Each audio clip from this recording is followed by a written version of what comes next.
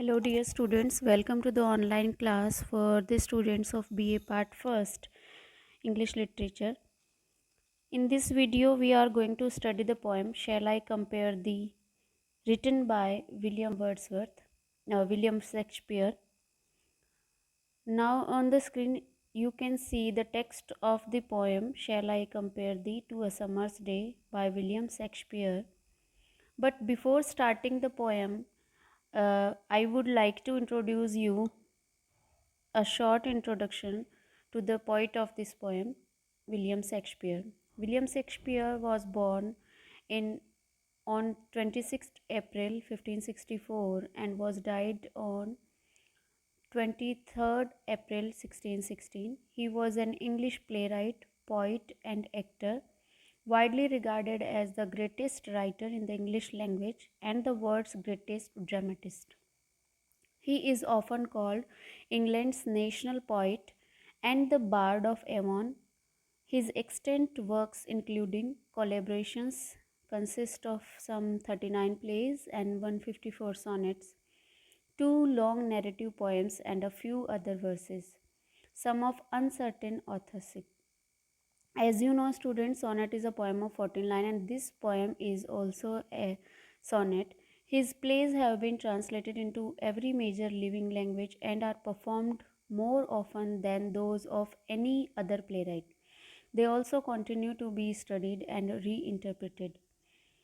William Shakespeare, as you can see on the screen, the image of William Shakespeare. He was born at Stratford upon Avon at Warwickshire in England, and he was born on the day 26th April 1564 and was died in 23rd April 1616 at the age of 52. Resting place means where his body was buried, Church of the Holy Trinity, Stratford upon Avon, and he belonged to the era of Elizabethan and Jacobean.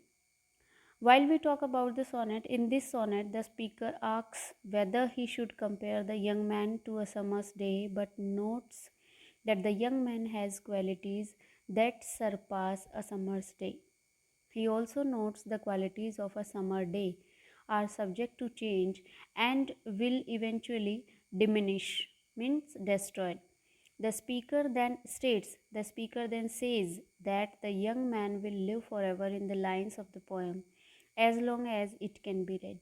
There is an irony being expressed in this sonnet. It is not the actual young man who will be eternalized, but the description of him contained in the poem.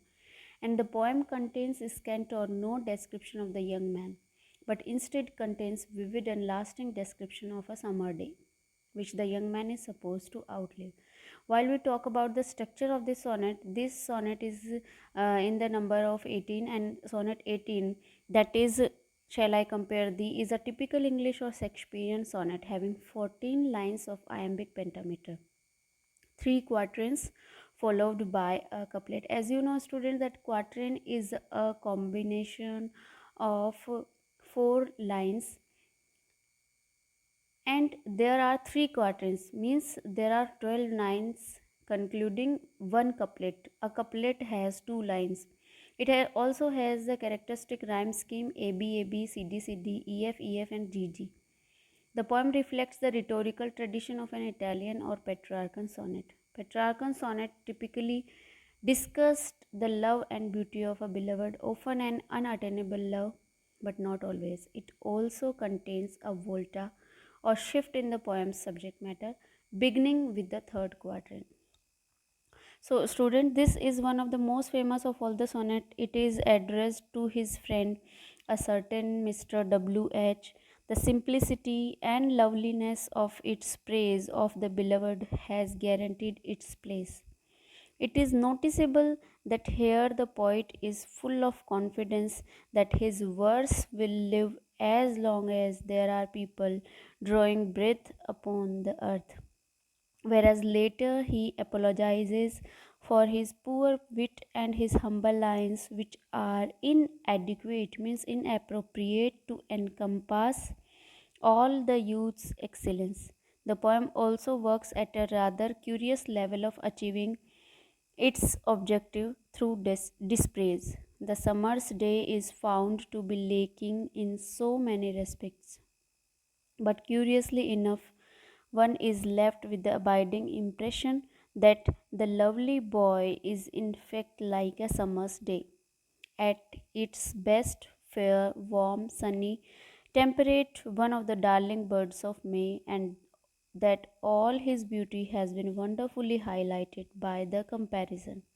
So, in this poem, the poet wants to compare his friend's beauty to the beauty of summer's day.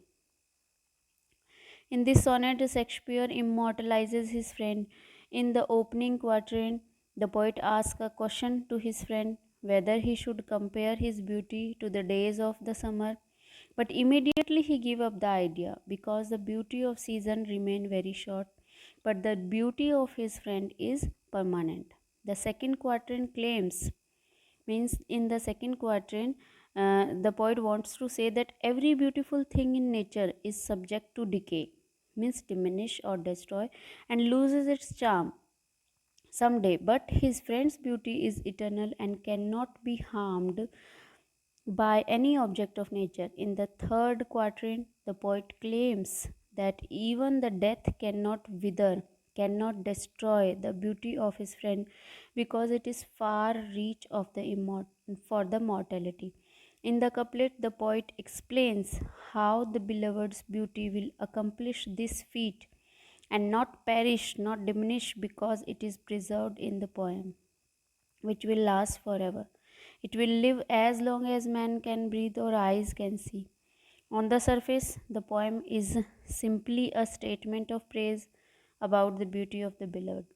Summer tends to unpleasant extremes of windiness and heat, but the beloved is always mild and temperate. Summer is incidentally personified as the eye of heaven with its gold complexion. The imagery throughout is simple and unaffected, with the darling birds of May giving to the eternal summer which the poet promises the beloved. So, students, in this video, I have told you the summary of the sonnet, but in the next video, we will start the explanation of the quatrains and couplet of this poem.